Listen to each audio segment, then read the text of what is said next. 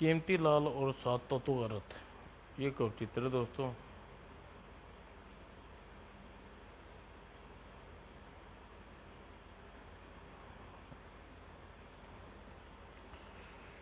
तांत्रिक सोमान अपने समक्ष प्रज्वलित हवन कुंड में आहुतियां डाल कर बड़बड़ा रहा था। हा, मैं दुनिया का सबसे शक्तिशाली इंसान हूँ। जब तक यह सात तोते का रथ मेरे पास है, मुझे कोई परास्त नहीं कर सकता। यही कारण है कि मैं अन्य शक्तिशाली इंसान और भी शक्तिशाली बनने के लिए चल पड़ी है नीली घाटी की ओर। और जिसमें प्रमुख थे यक्षवत नगर के तांत्रिक जगुला जागुला, पाताल लोक की अग्निमाला और रंगपुर का राजा विलक्षण सिंह और नागलोक का राक्षस राज दैत्यालिन और सर्पलोक का विसेंद्र और शमशान की प्रेतनी दुष्टाकृति और हरफनमौला कीमतीलाल रुद्रपुर की ओर बढ़ा चला जा रहा था अपने मित्र प्रयाग सिंह के मिलने। अभी वह नगर की प्रवेश हुआ था कि अरे, यह उदास क्यों खड़ा है? और उत्सुकतावश उसने सैनिक से के पास पहुंचा। क्या बात है सैनिक, तुम उदास क्यों हो? क्या तुम्हारी कोई सहायता कर सकता हूँ? सहायता? तुम मेरी क्या सहायता करोगे? रहने दो भाई, क्या जानबूझ कर मौत क्यों मचाना चाहते हो? तुम बताओ तो सही। तो फिर सुनो, मैं रुद्रपुर राज्य के सेनापति विशाल नाथ हूँ। पिछले रात सपन में मैंने एक रथ देखा और उसके आगे सात घोड़े बंधे थे। क्या? हाँ, उस रथ को नीली घाटी में रहे किसी वृद्ध के पास है। और आज प्रातः ही राज दरबार में पहुंचा और मैंने महारानी विदिति के साथ रथ की बात बता दिया और मेरी बात सुनकर उन्होंने रथ को प्राप्त करने के लिए मुझ पर हुक्म दिया और कहा अगर मैं रथ न लेकर आज का तो अपनी फांसी पर लटका दिया जाऊंगा। अरे यह अरे यह तो तुमने इतना परेशान होने की क्या बात है? नील घाटी जाओ और उस वृद्ध से वह रथ ले आओ। अगर वह रथ पाना इतना आसान होता तो हथियार उसे कोई हथियार न चुका होता। क्या मतलब यह है कि नीली घाटी तक पहुंचना ही बड़ा दुष्कर है।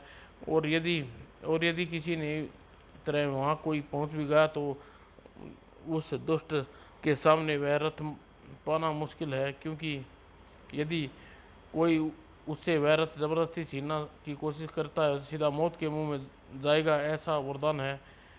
क्या? लेकिन तुम्हें यह सब कैसे मालूम? यह मुझे सब राजगुरु ने बताया है। इसलिए तुम कौन हो भाई? मैं कीमती लाल हूँ और ये होशियारपुर होशियारपुर से आया हूँ। कीमती लाल सेनापति विशाल नाथ को आश्वासन देकर चला गया और नीलघाटी की ओर रवाना हो गया। मेरा इंतजार करो, मैं शीघ्र ही सफल होकर लौटूंगा। अगर तुम कहो तो तुम्हारी मदद करने को तैयार हूँ। सोच लो, तुम्हारी जान भी जा सकती है। मैं जब मेरे साथ आचार्य कपिलेश्वर आशीर्वाद है तब तक कोई खतरा नहीं है। जल्दी सात तोतों का रथ इत, पाना इतना आसान नहीं। मुझे आचार्य जी से सहायता लेनी होगी चाहिए। और वह एक चट्टान पर बैठा और आचार्य जी, मैं सात तोतों का रथ पाने के लिए निकल पड़ा हूँ, लेकिन मुझे क्या करना होगा यह नहीं मालूम। कृपया मेरा मार्गदर्शन करो।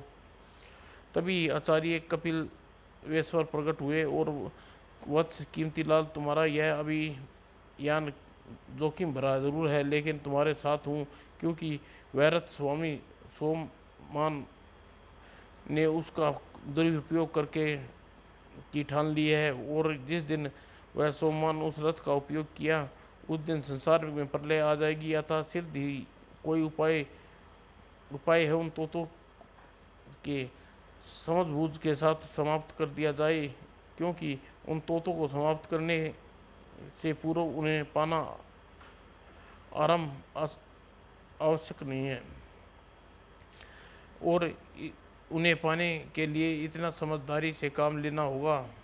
और फिर आचार्य कामेश्वर कीमती लाल को बहुत सी बातें बताकर अंतरिक्ष हो गए। कीमती लाल पर अपने लक्ष्य की ओर बढ़ चला। उधर देवलोक में खलबली मची हुई थी। सोमवान ने अगर तोतों का उपयोग करना शुरू कर दिया तो अन्य लोगों के साथ साथ देवलोक भी खतरे में पड़ जाएगा। हाँ, अगर अमृतवान तोते अमृत प्राप्त करने में करके सोमान पी लिया तो हम देवताओं का क्या होगा? नहीं नहीं, ऐसा नहीं होने देंगे। फिर क्या किया जाए? मेरे विचार से इंद्र देव के पास चलना चाहिए। इंद्र, ठीक है, चलो उनके पास चलते हैं। और कुछ देर बाद ही आप लोग निश्चिंत होकर आइए। मेरी निगाह में इस समस्या का सावधान समाधान पर ही लगे हुए हैं। चिंता की कोई बात नहीं है। संबंध में मैं काफ़ी पहले ही ब्रह्मा जी से मिल चुका हूँ। और इंद्रदेव ने आश्वासन पाकर सभी देवता वापस लौट गए।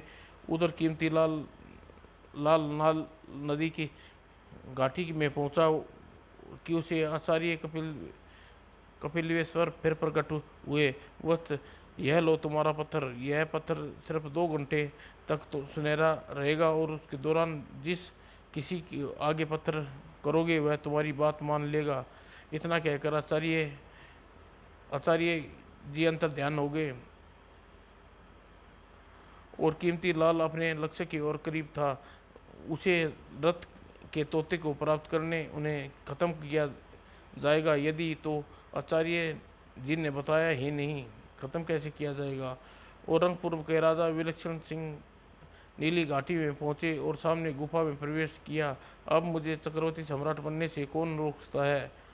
और कुछ ही पलों बाद, हाँ हाँ, इन तोतों का उपयोग करने जा रहा हूँ, है कोई मुझे रोकने वाला? तभी रुक जाओ और इस रथ के तोते समेत सारे मेरे हवाले कर दो। सोमनाथ चौक उठा। कौन है तू? तुझे क्यों दूं यह रथ? चल भाग यहाँ से, नहीं तो। खाली हाथ लौटने के लिए नहीं आया मैं। इन तोतों को लेकर ही वापस जाऊंगा। ठीक है, देखता हूँ तू कैसे ले जाएगा इन रथ को। और यह मैं तुझे समाप्त करके ले जाऊंगा रथ को। तेरी यह भूल इन कटे हुए सिरों को देख रहा है। यह सभी जीवित अवस्था में आए थे, लेकिन मुझे मारने की बजाय स्वयं मौत के ग्रास बन गए। मुझे डरा रहे हो, लेकिन मैं इतना आसानी से तुम्हें नहीं छोड़ने वाला। और अगले ही पल क्षण की तलवार चमकी और तड़ाक, लेकिन सोमान की गर्दन फिर से जुड़ गई। और जब विलक्षण सिंह, मैं जल रहा हूँ, आह आह, मुझे नहीं चाहिए यह रथ। कुछ ही पलों में उसका शरीर राख हो गया। हा हा हा, जब तक यह मेरे रथ मेरे पास है कोई मुझे नहीं मार सकता। तभी वहाँ कीमती लाल ने प्रवेश किया। बस बहुत हो चुका, जाओ लाओ यह विनाशकारी रथ मुझे सौंप दो। कौन हो तुम और मरने के लिए क्यों चले आए? मैंने मैं मरना मैं मरने के मैं मरने नहीं सा तो का रथ लेने आया हूँ। यह कहकर कीमती लाल ने वह सुनहरा पत्थर समुद्र के आगे कर दिया। और अगले पल, ठीक है, तू रथ को ले जा सकता हो, लेकिन फिर भी तू मारा जाएगा। लेकिन तुझे नहीं मालूम कि इन तोतों का उपयोग काम किस काम में करना है। सोम सोमान बाबा, आप चिंता मत कीजिए, इन रथ मेरे हवाले कर दीजिए। नहीं नहीं, मैं नहीं मानता तो ले जा। ऐसा नहीं है, पहले आप तोते को आदेश दें कि मुझे कीमती लाल के हवाले कर रहा हूँ। और सोमन ने ऐसा ही कहना पड़ा। अगले ही पल 7 तोतों का रथ कीमती लाल के हाथों में था, और उसके सामने और सोमान नींद में डूबता चला गया। और कीमती लाल गुफा से बाहर निकला और नील घाटी की तरफ चल की ओर बढ़ गया। अब मैं क्या करूं, इस रथ को नष्ट कैसे करूं? अगर मैंने तोतों को गलत कर्म से आदेश दिया तो स्वयं मारा जाऊंगा। और इसी उलझन में फंसा हुआ मैं मुश्किल से कुछ ही कदम दूर कर पाया था कि या अल्लाह, लाओ यह रथ मुझे दे दो। नहीं, यह रथ मैं किसी को नहीं दे सकता, इसे नष्ट कर दूंगा। तभी मैं तुझे ऐसा नहीं करने दूंगा। अगले ही पल उफ, यह क्या, ओह, अब तुझे मरना होगा। कीमती लाल सरब को देखकर भयभीत हो उठा। तभी वत्स कीमती लाल सुनहरा पत्थर दिखाकर इसे अपने वश में कर लो और आगे बढ़ो। कीमती लाल ने ऐसा ही किया। वीरेंद्र, यह मेरे पास पीछे आओ। और पंचमुखी सांप कीमती लाल के पीछे चलने लगा। और अपने विचारों में डूबा कीमती लाल ऊपर चढ़ता चला जा रहा था। सामने एक तांत्रिक जगुला आ खड़ा हुआ। ले आया तोतों वाला रथ, ला इसे मुझे दे दे, यह बच्चों का खिलौना नहीं है। मुझे मालूम था तुम, इसलिए यह रथ मैं तुम्हें नहीं दूंगा। नहीं देगा तो देखना क्या असर करता हूँ तेरा। कीमती लाल सुनहरा पत्थर निकाल पाता इससे पहले ही जगुला ने कोई मंत्र बुदबुदाया। अगले पल, क्या हुक्म मेरे स्वामी, इसे मौत की हवाले कर दो और छीन लो। कीमती लाल लाल को हानि पहुंचा पाती इससे पहले कीमती लाल ने तोतों को समाप्त करने का समय आ गया है। इससे पहले अपने सशस्त्र व तोते को आदेश दो कि वह इन राक्षसों को खत्म कर दे। कीमती लाल, अब तोतों को समाप्त करने का समय आ गया है। सबसे पहले शास्त्रवान तोते को आदेश दो कि यह राक्षस को खत्म कर दे। अगले ही पल शास्त्रवान तोते खत्म कर दो इन दुष्टा के स्वामी को। और वह तोता के मुंह से तलवार में बदल गया। और अगले ही पल यह देख जगुला फिर से कोई मंत्र पड़ा और फलस्वरूप वह भयानक चमगादड़ में प्रकट हुआ। और शस्त्र तोते ने उसे भी समाप्त कर दिया। और फिर वह तोता तांत्रिक जगुला के पास पहुंचा और तत्पश्चात शस्त्रवाद तोते ने आकाश में विलीन हो गया। आह, कीमती लाल ने मुड़कर देखा तो चौंक पड़ा। लगता है इस पर पत्थर का प्रभाव समाप्त हो गया है। अब क्या करूं, वीरेंद्र को कैसे समाप्त करूं? यह चिंतित हो उठा। तभी आचार्य कपिल देव ने उसकी मनोदशा छिपी न रही। वत्स, अब सर्पवान तोते की बारी है। और कीमती लाल ने आदेश देने पर सर्पवान तोता अजगर बनकर बदल गया और विसेंद्र को निगल कर आकाश में उड़ गया। कीमती लाल आधा रास्ता तय कर चुका था। उसे एक और विपत्ति से दो चार होना पड़ा। मैं दैत्य नील हूँ, यह रथ मुझे दे दो, नहीं तो तुम्हें मारकर अपनी श्रद्धा शांत करूँगा। नहीं नहीं, यह रथ तुम नहीं, यह रथ मुझे दे। उसे समाप्त,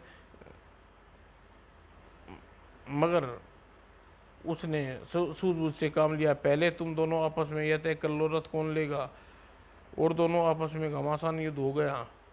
और दैत्य दैत्यलीन और अग्निमाला में से कोई भी हार मानने को तैयार न था। अब बोल, हार मानती या नहीं? हाँ हाँ, अपनी पराजय स्वीकार कर ले तो छोड़ दूंगी। और दोनों तरफ हुए आक्रमण से कीमती लाल परेशान हो उठा। ओह, ठीक है, अभी हो जाएगा फैसला। हाँ हाँ, क्यों नहीं। और युद्ध शुरू हो गया, तड़ाक तड़ाक। और उधर वस्तु वायुयान को प्रेतवान तोते से काम लेना और इससे पहले वायुयान को आदेश देकर अग्निमाला को ख़त्म करना और भूलकर भी पहले प्रेतवान को काम मत लेना। पहले प्रेतवान से काम मत लेना। और इससे पहले हाँ हाँ, पराजय स्वीकार करना छोड़ दूंगी और फिर जा रहा हूँ। अरे ओह, यह तो चली गई। मगर कीमती लाल का ऐसा सोचना गलत था, क्योंकि अग्नि पर आक्रमण कर दिया। उफ, यह तो मुझे हरगिज नहीं छोड़ूंगा। वह अग्निमाल पर झपटा और लेकिन तब तक कीमतीलाल वायुयान तोते को आदेश दे चुका था। उफ, और यह देखकर चलो अच्छा हुआ उसे मारना नहीं पड़ा। अब यह रथ मुझे दे दो। नहीं, यह रथ मैं तुम्हें नहीं दे सकता दुष्टा। और कीमतीलाल का जवाब सुनकर दैत्य क्रोध हो उठा। तेरी यह मजाल, अब तुझे जिंदा नहीं छोड़ूंगा। तभी हे प्रेतवान, कीमतीलाल प्रेतवान तोते को आदेश नहीं दे पाया और अब बोल, तोते का आदेश देकर मेरे हवाले करता है या नहीं, और अब मैं बेमौत मारा जाऊंगा। ठीक है, मैं तेरा मुंह खोल देता हूँ, तुम कोई गड़बड़ी मत करना। और दैत्यलीन ने कीमतीलाल का मुंह से हाथ हटा दिया। प्रेतवान तोते, इसे खत्म कर दे। लेकिन यह क्या, यह रथ में तो कोई तोता नहीं निकला। क्या रथ में तीन ही तोते हैं? एक तोता कहाँ गया? और दैत्यवान कीमतीलाल पर दबोच लिया। हाँ हाँ, आखिर चालाकी नहीं हो, अब कोई चालाकी नहीं होगी। मुझे दे दे रथ। आखिर कहाँ चला गया तीसरा तोता? कीमतीलाल का दम घुटने लगा।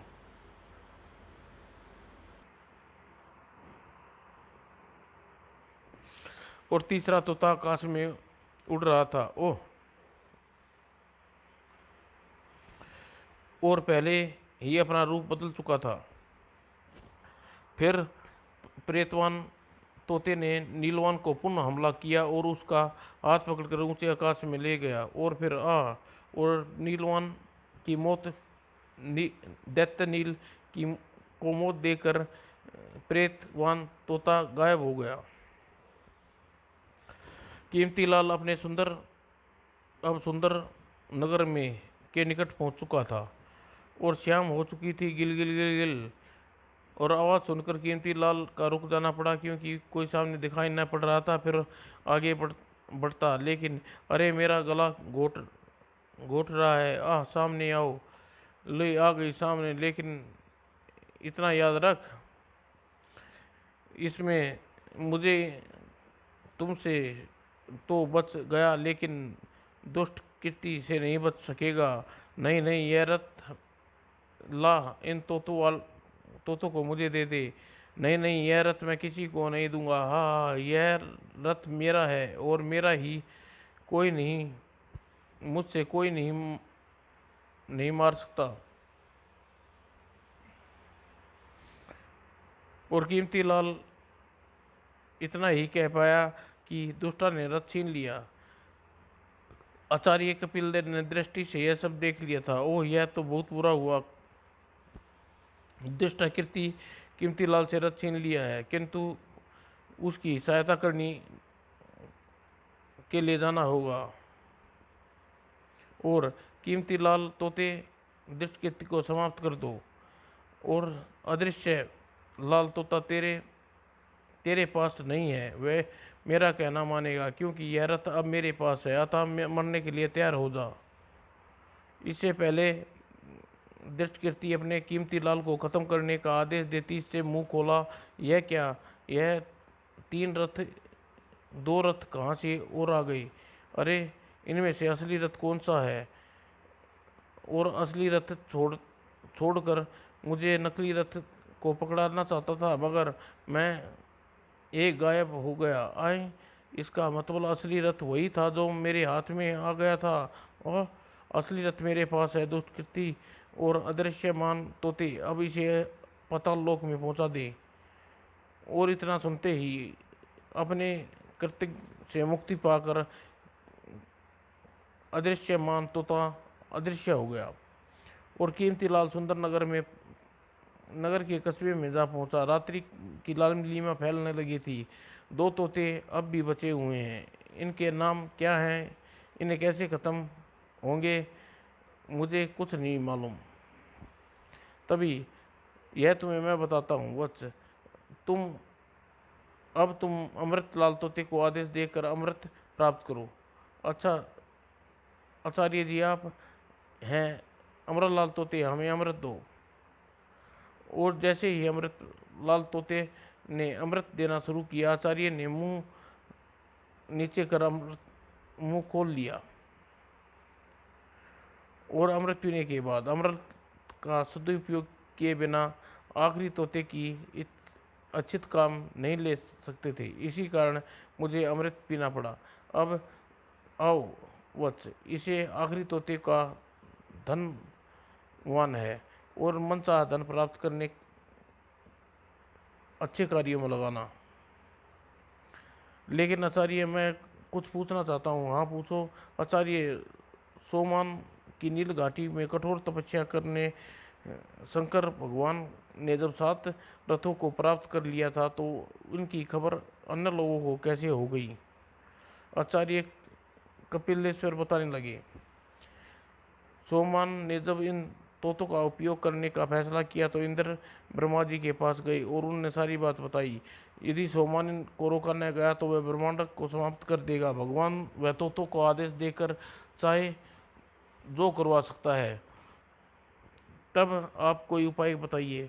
तो वो तो करना ही पड़ेगा इंद्र, क्योंकि शंकर का दिया वरदान वापस तो नहीं जा सकता लिया जा सकता। हाँ, इन सृष्टि को बचाने के लिए कोई उपाय तोतों को समाप्त करवा दिया जाए। अगर ऐसा है तो मेरा एक सुझाव है, फिर वो कहो पुत्र कहो। अगर मैं उन तोतों को खत्म करवा ही है तो क्यों न उन्हें चना बनाकर इस ब्रह्मांड में दुष्टाचारियों को सफाया किया जाए। बस ब्रह्मा जी इंद्रदेव का सुझाव पसंद आ गया और उन्होंने इस संबंध में अपनी स्वीकृति दे दी। और हाँ, तभी ब्रह्मा जी ने निर्देश के अनुसार इंद्र ने सभी दुष्टाचारी को तोतों के संबंध में सपन दिखाया, जो बाद में अपने अपने स्वार्थवश नील घाटी में गए और मारे गए। मैं इसका अर्थ यह समझूं कि नील घाटी में मेरे मारे गए सभी लोग दुराचारी थे। आचार्य जी, एक प्रश्न और। शंकर भगवान के सामने सोमान को ऐसा वर दिया क्यों? इस प्रश्न का उत्तर तुम्हें आचार्य से भली भांति दे सकता हूँ। कौन? मैं हूँ सोमान। सोमान? हाँ, मैं तुम्हें बताना चाहता हूँ शंकर भगवान ने यह रथ मुझे सौंपने के लिए क्यों बाध्य होना पड़ा। कहकर सोमान ने अतीत में खोता चला गया। आज से 30 वर्ष पूर्व मैं नील घाटी में काली माँ के दर्शन करने गया। वहाँ पूजा करके लौटा रहा था तो गुफा में देखकर चौंक गया। अमृत उत्सुकतावश मैंने अंदर जाकर देखा। ओह, यहाँ तो कोई भी नहीं है। लेकिन यह सामान किसका है? और सामान मुझे एक अति प्राचीन पुस्तक मिली। वही बैठकर उसका अध्ययन करने लगा और पूरी पुस्तक पढ़ने के बाद मेरा चेहरा खिल उठा। क्या करूँगा मैं? शंकर भगवान की आराधना इस पुस्तक के अनुसार किसी तक तपस्या तभी तक ऐसी तपस्या करने का साहस किसी में नहीं किया। और फिर अगली सुबह ही मैंने उसी गुफा में आराधना शुरू कर दी और इस तपस्या से प्रसन्न करने के लिए 12 वर्ष बीत गए। एक दिन शंकर भगवान ने दर्शन दिए। बोलो वत्स, क्या वर मांगते हो? प्रभु, मैंने 7 घोड़ों का रथ प्रदान कर दीजिए। मेरे वर मांगने से बारे में जानकर शंकर भगवान चौंक पड़े। 7 तोतों का रथ, इस रथ को किसी को नहीं मिल सकता, क्योंकि उसमें मेरी 7 शक्तियाँ हैं और उसके बल पर कोई भी दुनिया को तबाही मचा सकता है। तुम कोई और वर मांग लो। नहीं भगवान, मुझे वर चाहिए तो वही रथ चाहिए। तो फिर तो मजबूर है। इतना कहकर शंकर भगवान अंतर्ध्यान हो गए। और अगले दिन मैंने अपनी तपस्या में नया मोड़ दे दिया। अपने शरीर के विभिन्न अंगों को चीरा लगा कर खून निकालता और कटोरे में भरकर उस खून को अवंड में उबेल देता। और इस प्रकार खून से आराधना करते देख मुझे 10 वर्ष बीत गए और एक दिन शंकर भगवान फिर प्रकट हुए। मेरी यह इच्छा जानकर वह भड़क उठे, मैं तुम्हें वह रथ नहीं दे सकता, इसलिए तुम बाध्य मत करो। लेकिन अपनी जिद पर अड़ा रहा, प्रभु मैं आपको बाध्य नहीं कर रहा, मैं तो अपने विनती कर रहा हूँ। लेकिन फिर भी वे चले गए। और फिर मैंने अंतर्धाना के भावनागत रूप में बिंबियों से 5 वर्ष तक अन्य शरीर से मांस काट काट कर तपस्या करता रहा। और एक दिन शिव फिर अवृत हुए, अगर तुम अपनी जिद नहीं छोड़ेगा तो मैं तुम्हें भस्म कर दूंगा। प्रभु आप मुझे भले ही आप मुझे भस्म कर दें, लेकिन मैं रथ वही रथ बड़ा जिद्दी है तू, भस्म भी तो नहीं कर सकता। शंकर भगवान पुनः अंतर्ध्यान हो गई और इस तरह 2 वर्ष और बीत गए। उस दौरान मैंने अपने शरीर के हाथ और पैरों को भी सुहा कर चुका था, लेकिन अपने लक्ष्य को प्राप्त करने के लिए आराधना का उपहास करने वाला ही था। इस आराधना को उपहास करने ही वाला था कि रुक जा भगत रुक जा, तू जीता मैं हारा, ओम नमः शिवाय। ओह तू मुझे 7 तोतों का रथ प्रदान करता हूँ, लेकिन उसका दुरुपयोग मत करना वरना बेमौत मारा जाएगा। और फिर पलक झपकते ही 7 तोते का स्वामी बनकर पूर्णतः स्वस्थ हो गया। हे प्रभु धन्यवाद प्रभु, लेकिन आपको एक वर और देना होगा। अगर कोई व्यक्ति मुझसे जबरदस्ती यह रथ छीनने की कोशिश करे तो वह तत्काल मौत हो जाए। तथास्तु तथास्तु, लेकिन अगर तू स्वेच्छा से किसी को यह रथ दे दिया तो उसकी मौत नहीं होगी। फिर ये तोते और उसी के आदेश के मानेंगे। तो फिर भोले भंडारी मुझे तोते का नाम और उपयोग करने का कर्म बताते चले गए। इतनी भीषण तपस्या की थी और आपने व्यर्थ के लिए, लेकिन हाँ इसलिए मेरी बुद्धि भ्रष्ट हो गई थी, जो मैं इस दुरुपयोग करने की ठान बैठा। जो कुछ हुआ उससे भूल जाइए सोम बाबा, और नील घाटी में जाकर प्रभु की भक्ति में लगाइए। आपने सही कहा आचार्य। अच्छा अब मैं चलता हूँ।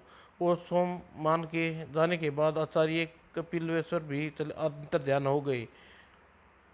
और दूसरे दिन रुद्रपुर में बस महारानी जी, यही है 7 तोतों का रथ की कहानी। आखिर तोते का उपयोग अब करूँगा, लेकिन धन आपको अच्छे कार्यों में लगाना होगा। लेकिन तुम्हें आखिरी तोता का उपयोग क्यों नहीं किया?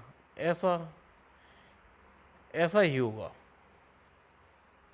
और फिर कीर्तिलाल ने धनवान तोते से आदेश दिया, आचार्य है और किस्मत कीमती भैया, तुम्हारा बहुत बहुत धन्यवाद। तुमने मेरे फांसी पर चढ़ने से बचा लिया और तुम्हारा यह एहसान जिंदगी भर नहीं भूलूंगा। इसे एहसान की कौन सी बात है, यह तो मेरा फर्ज था। और महारानी के रोकने पर कुछ दिन रुद्रपुर में रहकर कीमतीलाल को ढेर सारा इनाम पाकर अपने नगर की ओर चला गया। समाप्त दोस्तों।